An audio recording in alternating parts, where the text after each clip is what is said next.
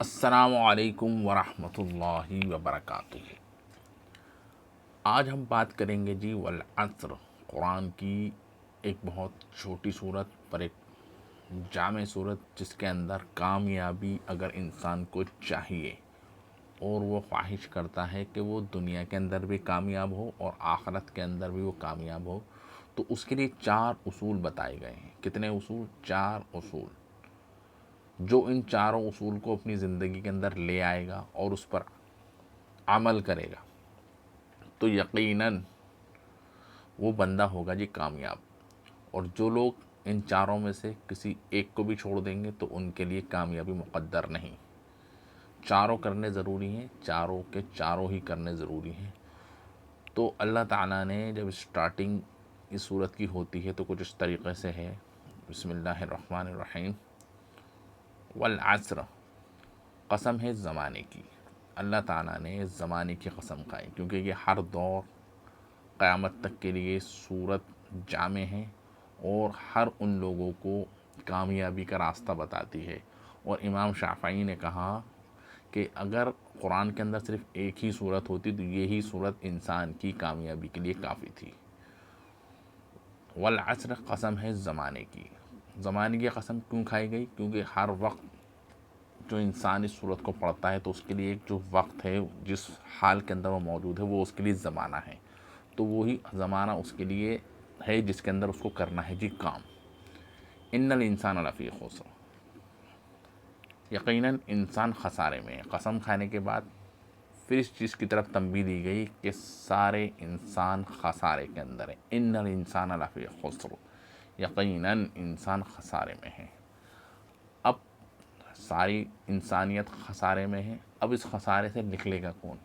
وہ لوگ جو ان 4 چیزوں پر کریں گے جی عمل، یعنی کہ سب سے پہلے سوائے ان لوگوں کے جو ایمان لائے۔ ایک تو وہ لوگ اس خسارے سے نکل جائیں گے اور کامیابی کی طرف چلیں گے، اور پہلی سیڑھی ہے اس کے لیے جی ایمان۔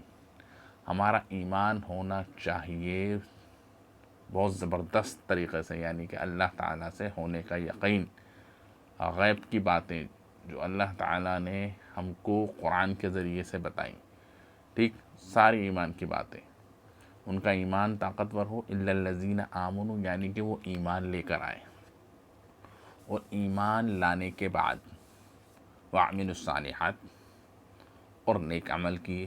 ایمان لے آئے کہ اللہ تعالیٰ ہی سے سب کچھ ہوتا ہے، اب اس کا حکم کہ نماز پڑھنی ہے، ٹھیک، ایمان لے آئے کہ ہاں جی اللہ کا حکم ہے نماز پڑھنی ہے تو نماز کو پڑھنا ہے۔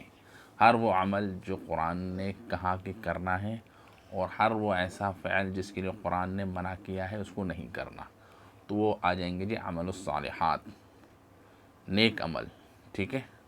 ایک تو ہوتا ہے جی عمل، ایک ہوتا ہے جی نیک عمل۔ نیک عمل کرنے ہیں ہم کو، اور نصیحت کرتے رہے ایک دوسرے کو حق کی، وتواصوا بالحق، یعنی کہ یہ 2 صفات اگر انسان کے اندر آ گئی کہ ایک تو وہ ایمان لے آیا اور نیک عمل کر رہا ہے، تو ان دونوں چیزوں کی اس بندے کو دعوت دینی ہے، یعنی کہ اس کو ایمان کی دعوت دینی ہے، اور اس ایمان کی دعوت کے ساتھ جو عمل کر رہا ہے اس عمل کی بھی اس کو دعوت دینی ہے، یعنی کہ تیسرا کام کیا ہے؟ وہ ان دونوں عملوں کی دعوت دینی ہے، یعنی کہ اللہ تعالیٰ سے ہونے کے یقین کی دعوت دینی ہے، عمل صالحہ کی اور نیک اعمال کی دعوت دینی ہے۔ تو یہ ہو جائے گا وتواصوا بالحق۔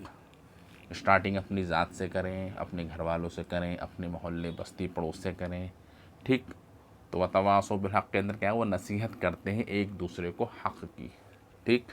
میں نے آپ کو بتایا، آپ نے کسی کو بتایا، تو سب اس زمرے میں شامل ہو گئے۔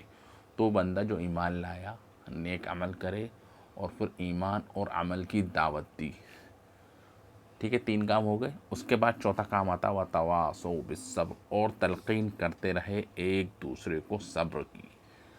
اب آپ نے کسی کو دعوت دی، ٹھیک، اور آپ نے کوئی عمل کیا، دعوت دی سامنے والے کو، اس نے مان لی یا اس نے نہیں مانی، تو اس نے مان لی تو بہت اچھی بات، ٹھیک، اور اس نے نہیں مانی تو آپ کو پریشان نہیں ہونا، آپ کو مایوس نہیں ہونا، آپ کو غمگین نہیں ہونا، آپ کو صبر کرنا ہے۔